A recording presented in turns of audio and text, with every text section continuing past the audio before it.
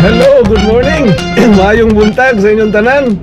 Adlaw na usab nga Lunes karon no, og today is I think a special day tungod kay today starts the second half of 2024. It's July 1. So kinsa mo tong nag-birthday diha sa July, advance happy birthday sa inyong tanan, no? That includes me also. Birthday na ko sa month of July. So nakasimba ba tanan gahapon? Yesterday is Sunday. Dapat musimba gyud no kay mahatag ta og tribute, pasalamat og glory. Let's glorify our God kay sa tibuok nga semana gialagaan gyud ta niya. So I think it is worth nga muhatag gyud ta og kanang mugahin gyud ta adlaw sa pagsimba sa atuang buhi nga Dios. So sa may atong mga take away kung nagsimba ta sa atong Dios, no? Dapat natin take away na mati ba ta sa pari or sa pastor. Ako, I just like to share no part sa ato ang ko kadagahatag man tag lesson. So part of my morning inspiration mahatag kong take away. Yung sabi akong na-learn gahapon, namati ba ko sa ako ang pastor? Dapat mamati ta kay para natay mapupug madala sa ato ang balay nya ato pong maisabuhay no ang ato ang learnings sa ato ang pagpanimbahon.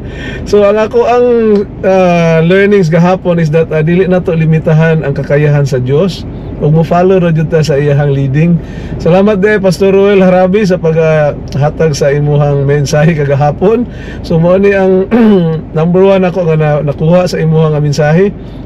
Dili nato limitahan ang atong buhi nga Dios. Instead, we will just follow His leading. Ang text ni gahapon, scripture reading gahapon gikuha sa Book of Acts chapter 9 verses 10 to 19. Inote ninyo mga igsuon, basa-basahan ninyo ang naglangkob ni ini nga scripture. Acts chapter 9 verses 10 to 19. Mao ni ang nag-recount sa conversion ni Saul. Si Saul mao na pangalan ni Apostle Paul before, but when he is converted to Christianity, nahimo na siya nga Apostle Paul. So this was the encounter of Apostle Paul, no, during his travel to the road of Damascus. Kaya ang iyang mission during that time is to really persecute or kill Christians. So persecutor ni si Saul when he was named Saul. It so happened nga nangyari when he's traveling to Damascus. Si Ananias is a disciple in Damascus. Naka-receive siya og vision gikan sa Dios nga nag-instruct kaniya to go to a specific house, tapos ilay hands niya si Saul para ma-restore ang iyang eyesight. Makahibaluan nato nga during his travel ni Saul paingon og Damascus, naka-encounter sila ni Jesus Christ, and upon his encounter with Jesus Christ nabuta siya mga igsuon. Ang Dios maayo gayud, no? Before na nakita na ni sa Dios ang kahimtang ni Saul. So iyahang gitagaan og vision usab si Ananias nga to really help, no? So si Ananias hesitant ni mission nga gihatag sa Dios kay kabalo man siya nga persecutor, and in fact he murders na he killed Christians si Saul. So alanganin siya, but he find it important to, apart from his fear, he also fears the Lord, and he obeys the commandments of the Lord faithfully. So tuod man niadto siya sa balay og agilehans niya si Saul, og diha natagak sa mga mata ni Saul ang murag kaliskis, no, kaliskis sa isda na nagapabuta kaniya, and right away he regains his eyesight. So si Ananias naman, pag human niadto nga incident, iya gibautismohan si Saul, and Saul begins to proclaim Jesus as the Son of God in Damascus, astonishing all those who hear him. So biruin mo mga igsuon, ani nga istorya, duha ka tao ang na-change, no? First of all, si Saul, nahimo siya nga Christian out of that experience. And ikaduha, si Ananias usab mga igsuon na naka-learn siya on how to accept the new convert. Kay sa tinuod lang, lisod ba ya jud, no? Kay how can you trust this man nga he murders Christians, but he just trusts the Lord to do the process. So ingon ana, no? So ang lesson, there are 3 lessons ka ako na take away gahapon sa mensahe ni Pastor Harabe, nga we do not limit our God, but to follow His leading. And we always do not also make decisions based on our safety, no? But to follow the supremacy of God. Kaya siya man yun ang tanan, no? Nganong ipahamak man ta niya. Usahay lang sa ato lang pagkatawhanon kanang maghesitant lang ta. Usahay makulangan ta og pagtuo sa Dios, or we are so doubtful nga mahitabo ang mao nga butang. So mao nay dapat nato nga i-reflect nga if you really trust the Lord, trust the process that He is leading you into. Ug ikatulo, dili nato i-hate whom God transformed, but to respond in love. So usually kanang naatay makita ako sa una kung na ako'y kanang wala pa ba ko sa kanang mga pag-alagad sa Dios, kanang tinud-anay gyud, usahay manaway ko nga palahubog mo na kaayo, tapos nakunan lang sa Biblia, mura naman po na siya bisag kinsa. Ana ra jud ka literal ang akong pag-understand sa una nga nakakuyog-kuyog lang gani nag mga born again, karon wali naman. Murag ingon ana gud ka i-lockdown nimo, but when you see persons like this, and you trust the Lord, the process nga naadtuan ini nga tao, you just need to respond in love, no? Mao man gyud na, we do not promote hate, but to really promote love. Nagpasalamat ganita nga nausob ni nga tao, no? We do not base our response to whoever he is in the past, no? Kaya kita makasasala man pud ta. Ako sa una palahubog mo pugo. Ano ay sa Dios, gibag-og yun sa Dios, no? The process is still ongoing, no? The temptation is there.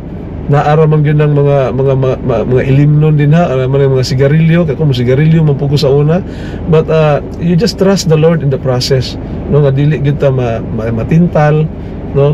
Usahay we are on the verge of kanang mo give in nata kay barkada guna nato niya maulaw pud ta nga kanang i-decline sila, but you just trust the Lord in the process, no?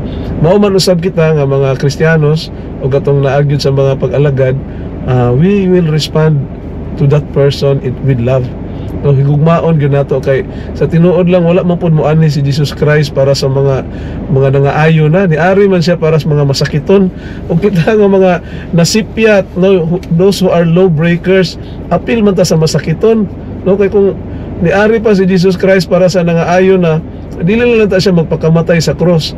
So He is here, no? Ang presensya ni Jesus Christ din sa kalibutan is because of the sinners.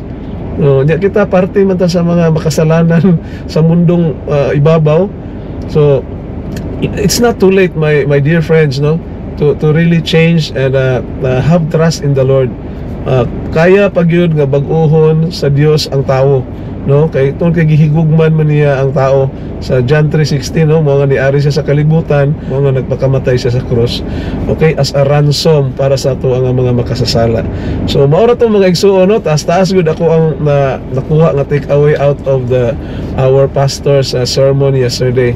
Importante yun ang mga igsuon, when we go out of the church natay dala kay the week is very long, no? Kung wala man tay simba sa Miyerkules, kami naama mi prayer meeting, at least we only have Monday, Tuesday, 2 days nga medyo natay detachment, no, sa church, but we go again on Wednesday just to renew, no, to renew and to reflect again the goodness of the Lord. Kay it's a very long week kung every Sunday lang ta musimba, layo kaayo, tapos mudawat na puta og mensahe 7 days after ya kaning nga kalibutan madanlog, no, daghang kay tentasyon.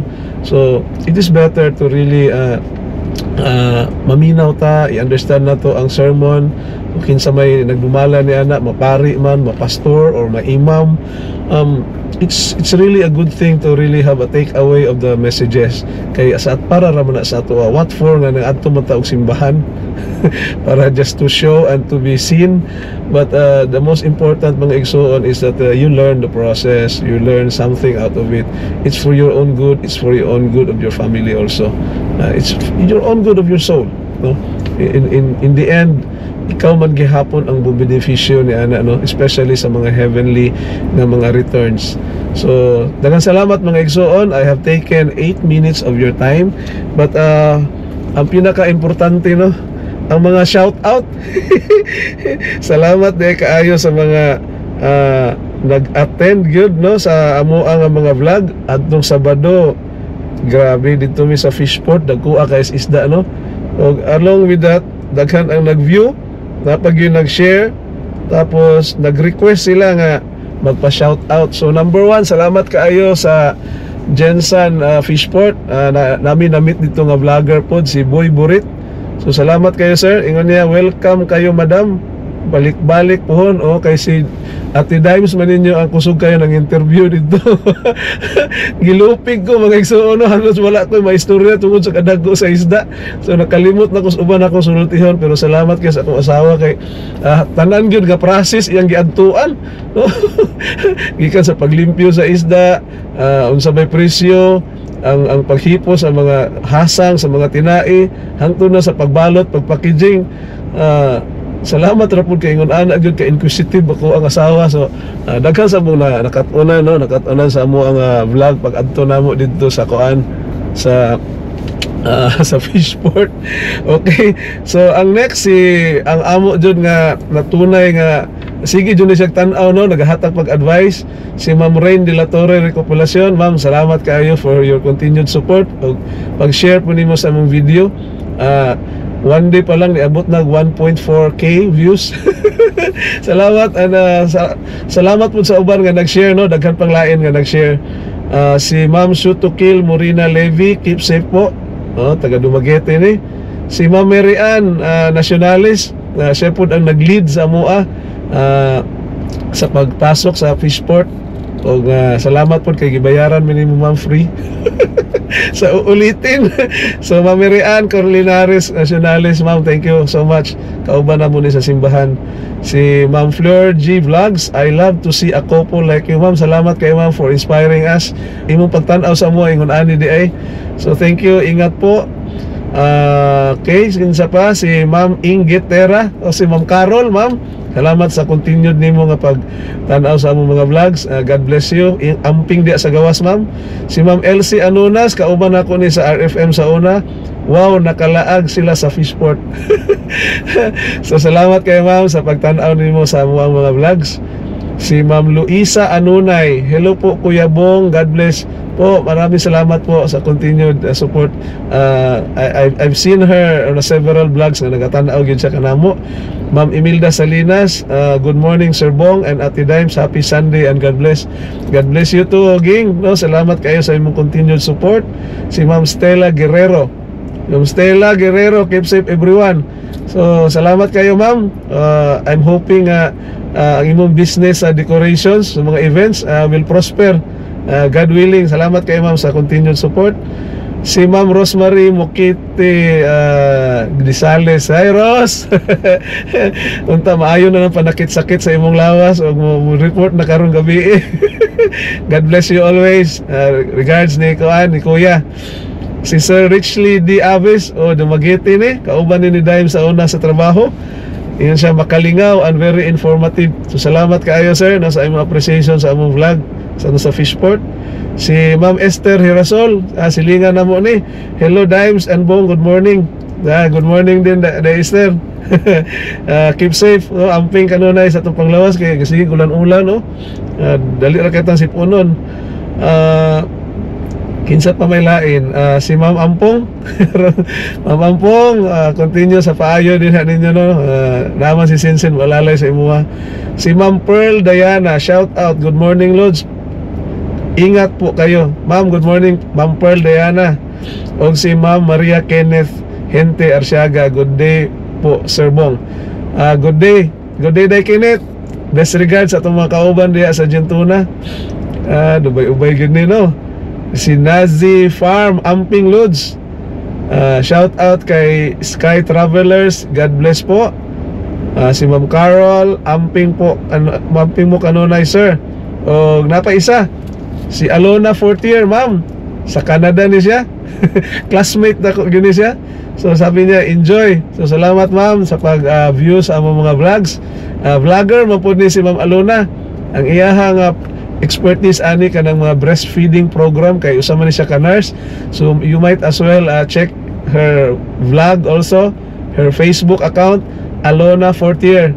So Ma'am Alona, best regards sa imong husband dia. Ayo-ayo mo and enjoy. Kinsa pa, si Sherwin TV. Hello kuya and ate, kani avid kuan gani siya, viewer din nato nino, daghan ng mga vlogs nga iyang gina comment, gina view. So Sir Sherwin TV, good morning po, and you might as well consider visiting his Facebook page, Sherwin TV. Okay, The Technician Rodel from, wow, guwapo Lods. Salamat kay sir. The Technician. Okay, kinsa pala si Ma'am Lani Lagdamin. Lan. Good morning ni mo diha. Okay, kauban naman ni sa simbahan. Salamat lang sa kanunay, Lani, sa kanunay nga pagtanaw sa mga vlogs. Si Melchi Dingding Bustilio. Ay, si Inday Melchi, no? So best regards sa mga taga-Tanhay o sa mga taga-Bayan nga atong kaparentihan. Tanaw-tanawan ninyo yung vlog sa taga-Bayan. Nanami sa Jensen karon. Good morning Manungbong. Pa-regards ila Lolo Rohels and Lola Pina. Amping mo permi diha nong. Salamat kayo day, no? So tanaw lang kanunay diri ug mingawon ka namo, tanaw lang sa mga vlogs. Wala kita magkita, no? I-chat na kanako kung mo adto mig Tanhay puhon. Okay, kinsa pa? Mrs. Bicolana, good Friday Lods, take care always. Good morning ma'am, take care. Amping. Kinsa pa may lain? Si Ma'am Aurora Yambao Buko, good day po sir. Ma'am Aurora, yung adlaw sa imo diha. Janet Bisnar, salamat sir. Ma'am Bingkay, best regards sa ito makauban sa Gentuna, o si Mr. Christopher Lising Birada Bongski. Enjoy the day, God bless. Chris, mayong adlaw Chris. Kung mingawon ka nako, tanaw-tanaw lang din sa vlogs. Best regards, bye. Okay, si Ma'am Leo Jane Navarro, hello sir, watching here in Saudi. Ma'am, amping sa Saudi. Maayong pagpanarbaho nato din ha. Daghan po ta mga OFW din na sa Saudi. So hi sa inyo tanan. So shout out Ma'am Leo Jane Navarro. Si Ma'am Bliss Queen, God bless po ma'am, shout out po. O si Ate FC Makabago, Kuya Bong and Ate Dines, pa shout out po. Ate FC Makabago, good morning po. If you are excited to see what Jensen is really about, at tanaw-tanaw ra mo diri sa ako ang vlog, kay taga Jensen raman ko, sa akong ginaikot-ikot ni mga nice place po diri. O nga kung gusto po ka nga paminaw permi sa mga morning inspiration messages, magpa-shout out, this is the place na imuhang i-tune in. Salamat kayo ma'am sa imong pag-view. O maura to, no? Salamat, ubay-ubay yun, no? So nagkadaghan na. Sa una, ang shout out na ako, mo take man mga 2 minutes. Karon murag ubay-ubay na manggod ang mukuan, ang mo request nga mo shout out. So dili po nato labay kawang, no, kay bitaw ni bayad. So salamat mga igsoon sa inyo ang pagpatimbaya sa amo nga vlog. Og malipayon nga Monday karon is the start of the week. Dapat lig-on kita kay dapat ay Martes, Merkulis, Huwebes, Biyernes nga bugnoon, no, mga igsoon. Layo-layo pa ang weekend nga para pahuway. So dapat be inspired, trust the process of the Lord, and keep praying always. So salamat and goodbye. God bless you all. Bye-bye.